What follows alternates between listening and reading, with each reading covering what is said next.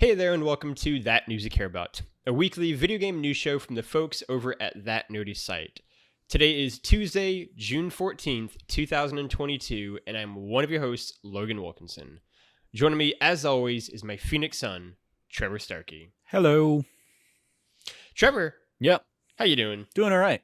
Just finished up all of our Bond stuff with the last. We just recorded the last of our That Bond Show episodes. That'll be coming out in a couple weeks. Yeah. So good beefy conversation around that, and now we're gonna wrap it up with a quick little jaunt down video game lane here. Yeah, definitely. I'm excited about this one. Trevor, Summer Game Fest happened.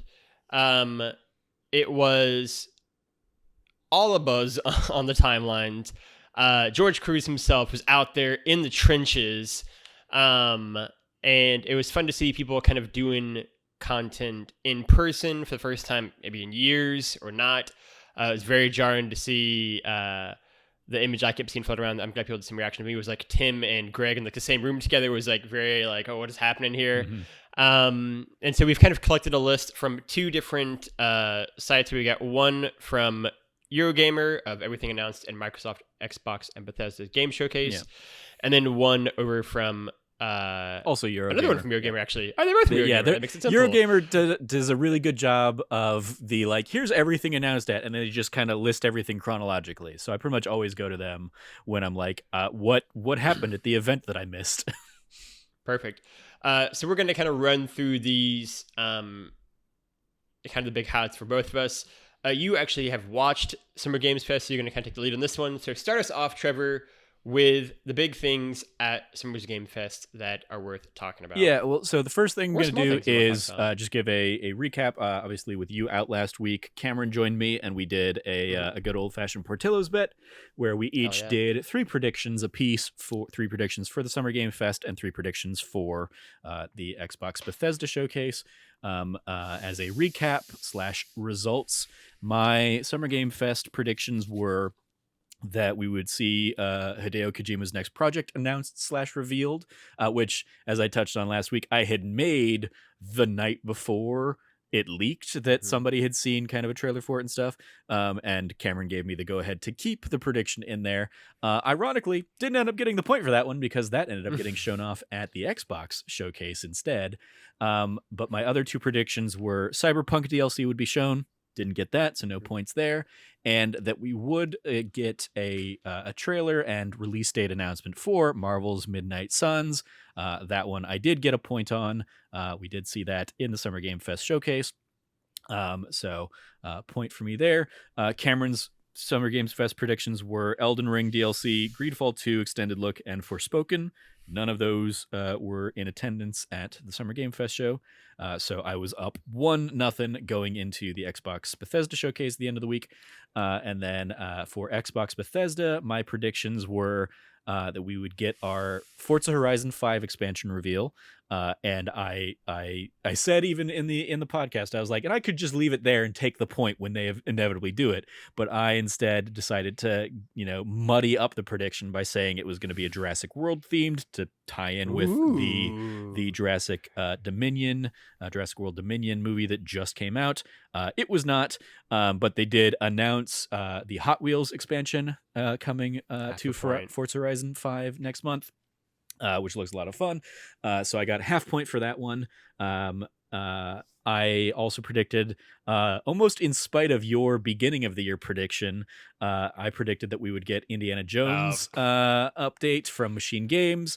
But as soon as they kicked off the conference basically saying, hey, everything you're going to see today, you'll be able to play in the next 12 months. I was like, well, that's not happening. So cross that one out. Game's never coming out. And then my third prediction, which also I did not get a point for, was that we would see Senua's Saga, Hellblade 2 footage and a release date. We did not, which notably makes people thinking like, hey, maybe that's not, coming within the next year. And that game is still quite a ways away. Cameron's predictions, on the other hand, were Outer Worlds 2, which, much like my Indiana Jones one, probably got quashed, as soon as they were like, next 12 months. His second prediction, which is where he gets his 1 point, was that we'd get a good chunky gameplay of Starfield, which is what we did get.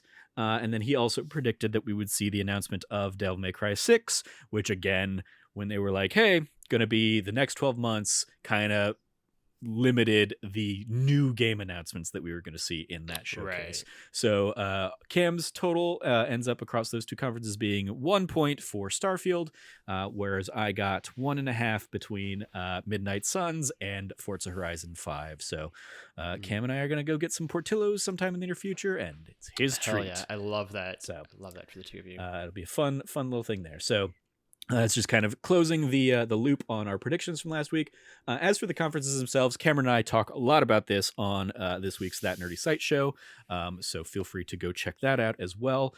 In terms of like big things, I kind of went into Summer Game Fest not expecting big things because Summer Game Fest hasn't really shown us to expect big things in the last couple of years of announcements. The biggest thing there, One More Thing, unfortunately for them, leaked a couple hours before the showcase, and that was the Last of Us remake, which you are admittedly the person I've been most interested in talking to about this, whether or not you are excited about the remake of Last of Us Part 1 or not. But yeah, that was kind of the big last little thing they showed off. And again, even if that hadn't leaked, I don't know that a remake of a 9 to 10-year-old game is here's the big thing we're going to end this conference on. I think really the biggest takeaway I had from Summer Game Fest in particular was either studios are still really coming out of the pandemic kind of era and just don't have things to show yet, or they're saving their things to show for their own showcases, which we've seen an increased number of in recent years. But yeah, largely Summer Game Fest just year after year doesn't have the hype announcement level of things that people associate with Keighley, and specifically that we associate with him for the Game Awards. Even E3, Cameron and I talked about this a lot.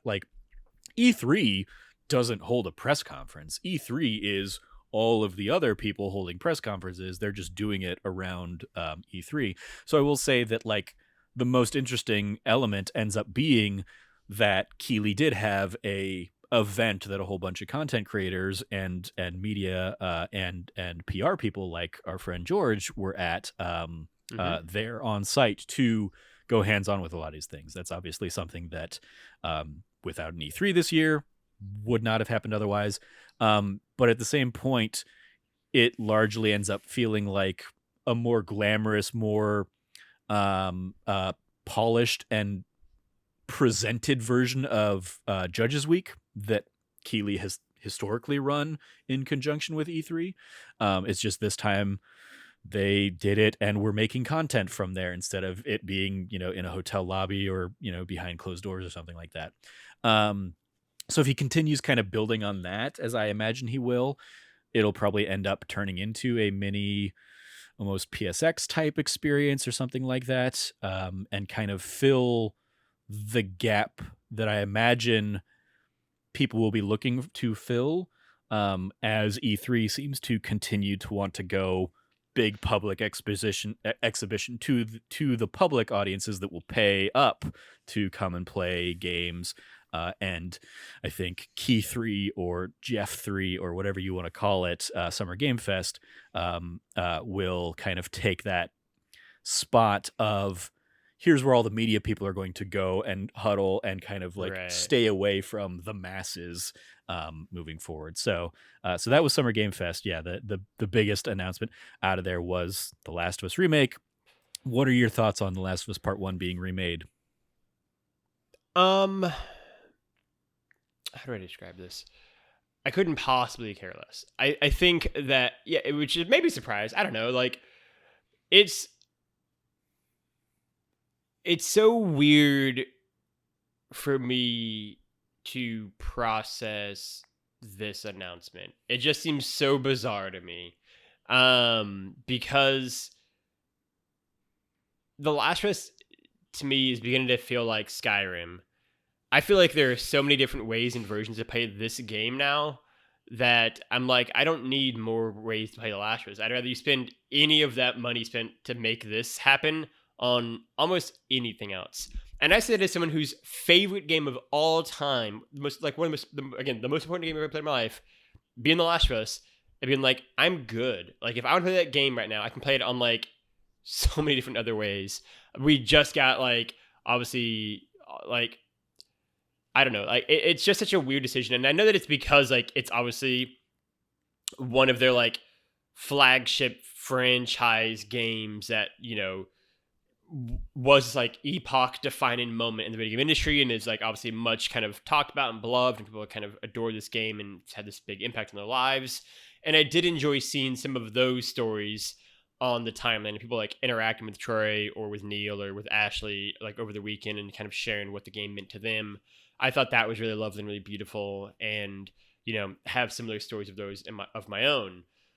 But I don't know, like, I guess if it allows someone who hasn't played the game yet on any of the consoles or any of the kind of forums to experience the game for the first time, that is a good thing, and I'm happy for that. But yeah, I mean, it does very little for me, especially because like it's weird because I actually don't know if I like some of the character models as much in this as I do like the earlier versions, right? Like Ellie in particular, they've made look more like Ellie in part 2, which seems like a weird criticism, but in doing so, she suddenly, at least to me, she suddenly seems much older than she did in like the original PS3 game, right? Like I saw like those kind of screen games go up against each other. And part of what I think makes her in the first game so good is the fact that she does just seem like a child, right? Versus like the new version of her for like the remake has her almost seem like more like young adulty. Like she just seems like her character model just seems a little bit older. It's like it's like a personal preference that like I just don't seem like I like as much. But like the game is gonna be great. It's still The Last of Us, right? It's gonna be a masterpiece just as well as it was before. It just seems sort of funny to be like after people waited like 20 years, right, or whatever for like Final Fantasy VII remake kind of thing. It's like, hey, 9 years later, here's this game that you've gotten like 2 of the versions of coming out again in a remake. Yeah. So like, it's exciting for people who haven't played it. It's exciting for people who want to play it again. Maybe I don't know. I probably will play it again ultimately because I'm a mark. But like, I'm not like, I did not need this remake yet. Maybe like a generation from now or something like a PS6, like it would have been like interesting to have. But not, I didn't need it yet, I guess, is my thing. Yeah, it's an interesting, I mean, like, because I've obviously seen a lot of the criticism around, and a lot of it kind of touches on that. I definitely don't think of it as like, there are so many other ways to play it. There's the PS3 version and the PS4 remaster that came out like a year later. And yeah, you can play the PS4 remaster on your PS5 like we did in the lead up to the part 2 just a couple years ago kind of thing. But that was a couple years ago, God. It's definitely one of those like, oh, I don't think of it in the way of like there are so many other versions of this game. It's just like, and the thing I kind of discussed with Cameron, because Cameron was very much like, this is a needless thing. And I was like, okay, but it's also like not anything new. Like, and the right. examples I highlighted were like, you can play Shadow of the Colossus on PS2, then they remastered it for PS3, then they remade it for PS4. Or I mean, like Jack and Dexter, the same kind of thing. Like they have a history of remaking, remastering, touching up these games. The Uncharted trilogy on the PS4, right? To the like the most modern version. I think maybe the biggest element of this really is that it's in development for PS5 and PC, as they've continued to kind of bring their library of games to the PC audience. Cowards. As for like, I mean, I when it first got announced, and like, because I didn't actually like, I saw it leaked. I didn't watch the leak until like I watched the trailer and stuff in the conferences when I was seeing it for the first time. And that was in the conference. They also did the like side by sides of like, here's how it looked in the old version and here's how it looks in this new version. And And yeah, I definitely would have been like, oh, I didn't think the game looks bad or anything, and it doesn't, from what we played just 2 years ago. But it is, that is, like I remember first playing the remaster at PSX in 2014, the very first PSX, as something it had already, I think, come out at that point, or if it hadn't already come out, it was like imminent, and like and that was even more ludicrous of like, it's a remaster of a game that's a year old. Right. Whereas this, I think, like I'm okay with them doing. I don't necessarily know if I'm gonna, or I know I'm not. I have zero interest in spending $70 for it, which is probably the most ludicrous thing. But if they kind of take off some of that sticker shock and say, if you're a premium, like a PlayStation Plus premium member, you'll get to play it day one, as a selling point for people who are theoretically already your bought-in fans who have already played this game. That's not who they're trying to get this money off of. It is the new players, the new people to the ecosystem. The noobs, yeah. But I will say that, like, seeing the side-by-side comparisons and realizing that, as you touched on, like the character models are much more in line with The Last of Us Part 2 really highlights the difference between Last of Us Part 1 and Part 2 for me, in a way that, like, I think it is a step up, and I'm okay with it, and even Ellie, I think they still, for me at least, they still keep her looking young, but with a graphical fidelity that you can see the Ellie from Part 1 who she will become in Part 2. So like I think I think a lot of the hubbub around it is mostly like, it's people being like, why are they making remasters? Because remasters make the money. Like like, think of all the things people have been clamoring for in recent years, as remasters, and they make money off of those things. It's like Spider-Man got remastered a year later, on the next generation. They should have changed that man's face. Exactly, yeah. And that's what they're doing here with Joel and Ellie too. So like, I think, except for that was just straight up like they drastically. Yes, they straight up changed the actor in Spider-Man's case. Yes, but yeah, like I think all of that like is in fitting with what they've been doing. I think maybe the most interesting elements of it are the kind of teases in the conference, of one team has been working with this, one team is working on the multiplayer suite of whatever they're doing, that kind of grew out of Last of Us Part 2 multiplayer and whenever that's going to come. And then Neil Druckmann teasing that he's also still working on another project. So we will eventually see, whatever that ends up being. So effectively they have theoretically 3 teams over there working. And I imagine the team that was working on this, even though they highly tout it as like a remade from the ground up, is remade from the ground up in that, like, sure, but you had all of the assets to start with. You're not having to like redesign all that stuff. The remaster was what, 6 years, like 8 years ago. Like it hasn't been that long, even since the remaster. But even like, you didn't have to go back and like refilm all the footage of, Troy and Ashley or anything like that. So like it's remade from the ground up in the same way that, the Mass Effect trilogy was remade from the ground up because they were putting it in a different engine. Sure. But it's still going to be like you have all of the base assets in the base game, and you're building. You've got all the dialogue is already there. You're building it off of a framework. You're just building it, and admittedly, like going off of the original PS3 architecture to a PS5, going to be a significant change up in some areas in that regard. But I think ultimately it was still like cool. It's happening fine for whoever is looking for it or wants it, and if it's not at PlayStation Plus thing at launch, it will be a PlayStation Plus thing eventually, and that's when I'll hop in and like replay it, and just have that kind of like fun, because that's never a game I'm gonna go for like a platinum on anyway. So no, platinum's insane unless they change the trophy list. I mean, well, they will, because they did say that one will not have factions, so it won't have the factions trophies alongside it.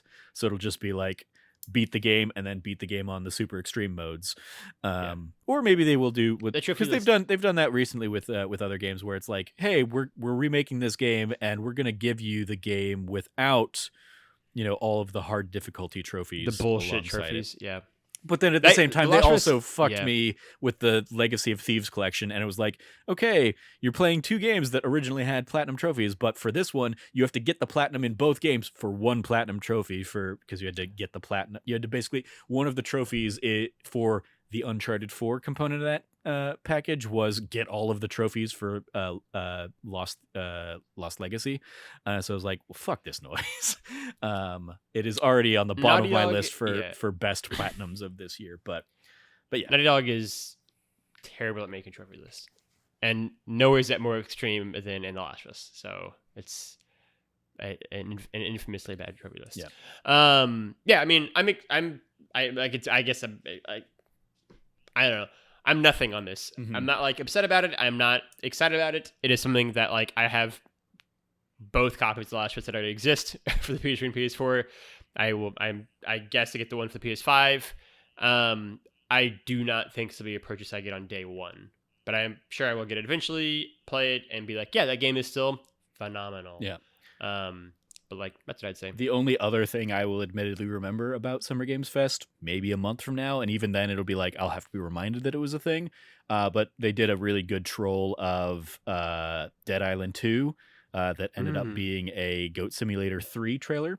Where like Keeley cues it up very nicely of like, here's a long in development, long rumored sequel to a classic or whatever. And they start playing it, and he's doing this all in like a beach theme kind of design or whatever. They start playing the trailer, and it is that like guy on the boardwalk putting on music and getting ready to skate down the boardwalk for the Dead Island 2 trailer. And then like you're like, wow, they're just straight up remaking this same trailer, and then you start seeing goats in there, and it's like, oh, it's not Dead Island, it's not zombies, it's Goat Simulator. Very clever. Like highlighted or like enhanced by the fact that they're just skipping Goat Simulator 2 and just doing Goat Simulator 3 after Goat Simulator. Another fun gag to it. Don't question it. So, so that was like probably the most entertaining bit of the conference. But yeah, other than that, it was like, it's a lot of ads. It was, as I said to Cam, it's like as soon as you see that Keeley is also doing an on-site in-person event for a bunch of people like traveled for. It's like, oh, that's what all of that Warhammer 40K money was going to. All of the games that were very clearly like paid ads for this. Or like Dwayne Johnson shows up and pitches his energy drink. He talks briefly about Fortnite, but mostly he's there to promote his energy drink, which he does like 2 or 3 times from his cell phone. And he runs a Black Adam trailer. It's like, okay, so clearly Warner Brothers and DC paid a shit ton of money to put that into this all eyes on this gaming conference kind of thing. And Jeff Keighley took that money and that check, deposited it, and used it to rent out some cool little warehouse facility or whatever, deck it out with all sorts of video games, and invite the movers and shakers in the industry to come play it. So Summer Game Fest, not a ton there. A lackluster thing. On the other hand, Xbox Bethesda, well, I won't say it had like a ton of things for me, was certainly a tighter performance, and the fact that they really leaned in on like everything you're going to play, everything we're going to show today is going to highlight gameplay. As I could hear Jarrett Green loving that, I'm sure. Yeah. And is projected and currently set and aiming for targeting a release within the next 12 months kind of thing. It kicked off with Redfall, which I'm excited for as like the next game from Arcane. We got to see kind of some good gameplay about that. Looks like it's going to be a Arcane game, but with flavors of, I mean, it definitely has flavors of Deathloop, obviously, but then also in terms of like the multiplayer aspect, maybe has some kind of Borderland vibes to it. So that'll be an interesting one. Agreed. Justin Roiland of Rick and Morty is doing a game called High on Life. It's going to be a first-person shooter where your gun is talking at you, and at least one of the guns has basically the Morty voice. But they all are going to have like it's the art style of Trover Saves the Universe, and just kind of like that grotesque art style. So if you like Rick and Morty and you like Justin Roiland's humor, that game looks like it's going to be all for you. One of the bigger like just announcement things is the partnership that they're doing with Riot, to bring all of Riot's stuff to PC Game Pass, which doesn't really do anything for me, but it's cool for that audience. Shout out, yeah, people who are a lot of Activision Blizzard stuff there, notably Blizzard with Overwatch 2 getting a release date, as well as Diablo 4 being really highlighted and shown off. As I already said, the Forza Horizon 5 getting some Hot Wheels DLC coming out next month. That had admittedly leaked because of a Steam listing prior to the show, but still like looks really cool, and I'm very excited to hop back into that. And then probably the last real big thing, As Dusk Falls is probably something you'd be up your alley. Looks like that's going to be a fun little narrative interactive drama kind of thing, coming out a month from now. But then yeah, the last big one for me is probably the Starfield stuff. That's very exciting. Oh, I guess like it was also kind of a big deal that Persona is coming to Game Pass, including like Persona 5 coming out in October, and then eventually Persona 3 Portable as well as Persona 4 Golden are coming to Game Pass next year, which leads me to feel like those will probably also come to PlayStation's, at least like right. Persona 3 is probably going to come to PlayStation at some point in the new like kind of catalog of like classic games, and I think since that trailer, I think they've also come out and confirmed that that it's also coming out to PC. Yeah, that's like, I was like, oh, that's cool. I'll have a reason to hop into and play Persona 3, because I wasn't going to ever boot that up on like an actual PSP or anything like that. Yes. But yeah, Starfield getting a good chunky showcase, in the vein of Fallout 4 from a few years back. Like that's a game I didn't need to be sold on anymore anyway, and it looks, it looks fine. It looks kind of like what I expect. I hope it is has some quality behind it, and I hope it doesn't have the usual Bethesda jank, right. Especially in a post-cyberpunk world. I don't think it will get away with having the usual Bethesda jank like it has in the past. So yeah, that's sort of what I was going to ask you, right? Like I think I sort of think Starfield is mostly going to, like, I think it'll be like a more polished, but like it's still going to be like a Bethesda, some jank behind that kind of game. I haven't seen a lot. What I did find fun was like people just like sharing like clips of like Starfield versus like No Man's Sky next to each other, and it's just like, yeah, like.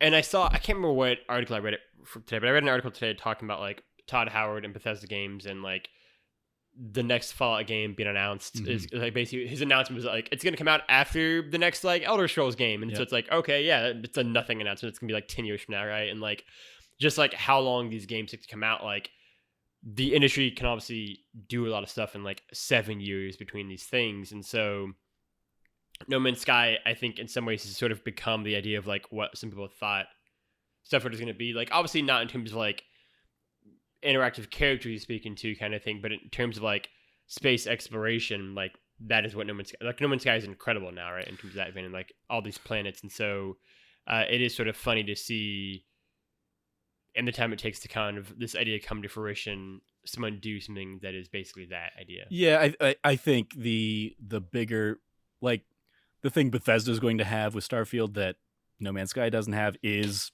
story and RPG elements. Like, yeah, they're definitely, and it was obviously one of those, like, it's something that Cameron and I talked about as well, of like, as you watch the Starfield like showcase, it's like, oh man, yeah. As No Man's Sky has added, patch after patch and update after update, they've added a lot of these things into that game. The base building, the mineral farming and stuff like that. But at the end of the day, like everything in No Man's Sky being procedurally generated makes it maybe a less compelling thing. I know Greg, I saw retweeted Paul Tassi said something to the effect of like them announcing that there are 1,000 planets to explore in Starfield means that that's going to become like a community thing of like, let's find all the cool things on all these planets, whereas an infinite galaxy of things in No Man's Sky becomes untenable, unmanageable. And so yeah, I freely admit, like when they said like 1,000 planets or whatever, I was like, that's way too much shit in that game, and most of that is going to be emptiness and nothingness. Right. So like you're just touting that to tout a number. Right. And I'm more so interested and will dive into the stories and the faction quests, and like it looks like it is taking good elements of Skyrim, which is a game I love, as well as like the Fallout series, which are games I love, and leveling them up.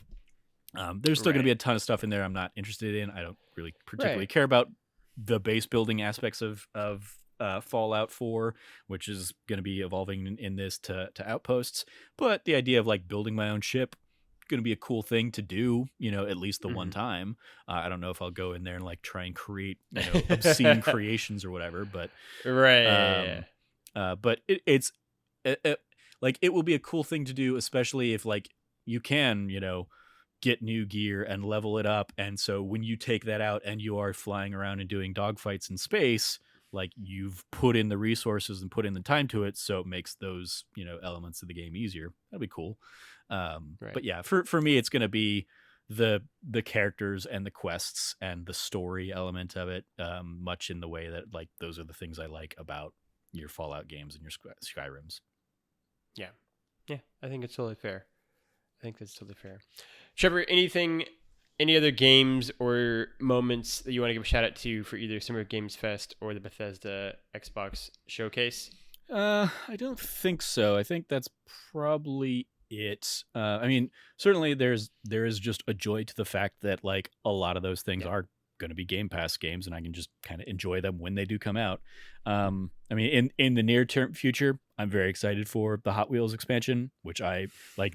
That is not just available to you on Game Pass, but before Forza Horizon 5 came out, I went ahead and like paid the premium upgrade to have access to the expansions as soon as they hit. And the Hot Wheels thing looked like it was going to be a ton of fun. So very much looking forward to checking that out. But yeah, a lot of the other stuff was just like, and particularly my jam. But I will be there someone's happy about it. I'll be there for Redfall. I will be there for Starfield.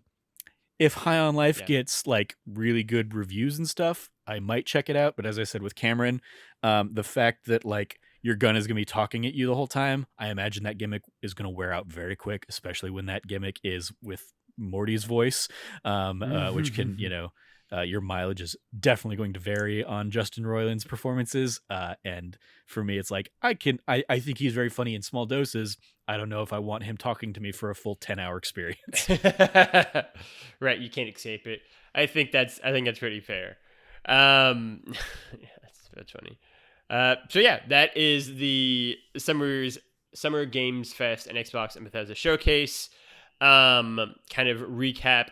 Again, everyone applaud Trevor Starkey for winning the prediction against Cameron Abbott, 1.5 to 1 point. So Portillo's on Cam. Otherwise, that's the show. Trevor, you've got a shout out, I do believe.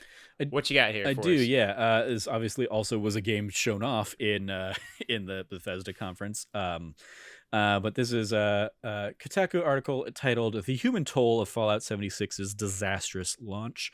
This came out basically last Wednesday, so basically the day after Cam and I sat down and recorded. But this is a piece over at Kotaku by Sisi Jiang, who did a kind of got a bunch of former ZeniMax developers to talk about how Bethesda was so out of their depth trying to chase the kind of the ongoing live service game that is Fallout 76. Obviously, it had significant struggles at launch. Continues to have struggles. Even the thing that was in the showcase was like the upcoming expedition to the pit, which is a location from the Fallout 4 DLC, basically Pittsburgh. And that was like originally shown like a good 2 years ago, I think, is when they first like announced that as like upcoming expansion stuff for Fallout 76. So the fact that it's finally coming out is like, that's not just like pandemic delays. That's like, you guys just don't necessarily have the resources to be continuing to support this game. And yeah, apparently it just has like a lot of people didn't put the thought behind what, you know, actual live service games need in terms of resources and staffing and just technological support, like server maintenance and stuff like that. So it's a solid kind of expose and look at that and just kind of the shittiness of, you know, what was already a problematic game. So everyone go check that out. It's a great shout out, Trevor. Otherwise, that's a show. Thank you for watching or listening. If you like what you heard, you can go over to thatnerdysite.com and check out all of this reviews, features, and contents over there, as well as the podcast. You can also go over to the podcast service of your choice, like and subscribe to the feed, rate and review us on iTunes, and share it with your friends and family. Let's get more ears on the shows over here. Finally, you can go over to youtube.com/thatnerdysite and check out the video versions of all the podcasts, as well as the Let's Plays and videos we have going live Monday through Saturday. For the time being, as Trevor corrected me in the last podcast we did. Otherwise, you can go find Trevor at Trevor J. Starkey on the internet. Trev, anything that you want to plug? I will plug That Bond Show, which is nearing its end, as we kind of alluded to. This week's episode will be our No Time to Die episode, so go check that out. And then Logan and I just finished, before this one, recording our kind of like wrap-up finale episode, looking back on the whole series. So it was a good conversation. Go check That Bond Show out as our YouTube only, so youtube.com/thatnerdysite. Go check that out when it goes live on Saturday. Agreed. I encourage everyone to go do that. You can go find me at LiftyLoggy, at LiftyLogie, LOGGY. I will encourage everyone to go check out That Nerdy Site Show, which goes live every Monday. Cameron and Trevor held on the fort this past weekend. And yeah, if you want more thoughts on me and Cam's thoughts, extended thoughts on the showcases, you can go check that out. I encourage everyone to go do that.